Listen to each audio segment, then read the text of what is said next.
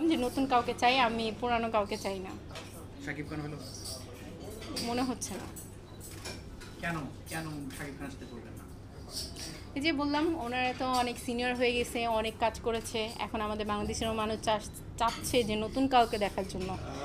ইন্ডাস্ট্রিতে পা রাখার আগেই অনেকে চিন্তা করে শাকিবের সাথে একটা সিনেমা হ্যাঁ, হ্যাঁ, অনেক। শাকিবের সাথে একটা ফটোশুট করবো, শাকিবের সাথে একটা বিজ্ঞাপন হ্যাঁ, হ্যাঁ, করবো। কেন আপনি সবারই পছন্দ, সবারই পছন্দ, সবাই চায় হচ্ছে শাকিব খানের জন্য, মানে শাকিব খানের সাথে একটা হলেও কিছু কাজ করার জন্য, কিন্তু আমি চাই না। কারণ হচ্ছে তাকে আমরা অনেক দেখেছি, আমাদের বাংলাদেশের মানুষ অনেক দেখেছে, অনেক চিনেছে, অনেক করেছে। এখন হচ্ছে সে আমাদের জন্য অনেক কাজ করেছে, এখন তাকেও রিলিজ দেওয়া উচিত।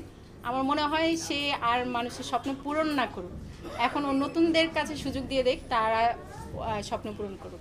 আসলে দীর্ঘ 25 বছর রাজত্ব করেছে, অনেকেই এর ভিতরে আসছে, অনেক নতুন নায়ক দেখতে পেয়েছি, তারা কেউ টিকে থাকতে পারে না। কোথায় সমস্যা আছে নতুনদের এই বিষয়টা, যেহেতু আপনি টিকে থাকতে পারেনি বলতে বলেন, আমাদের দেশিকগতেও তো মানে জাতীয়গত অনেক প্রবলেম আছে আমাদের ন্যাশনালের ভিতরে।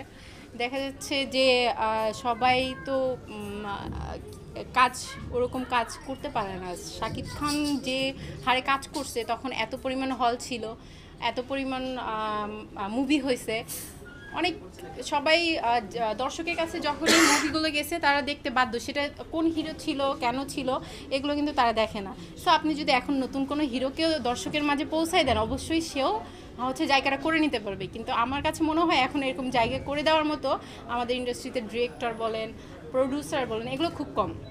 বিয়ে করছেন পরে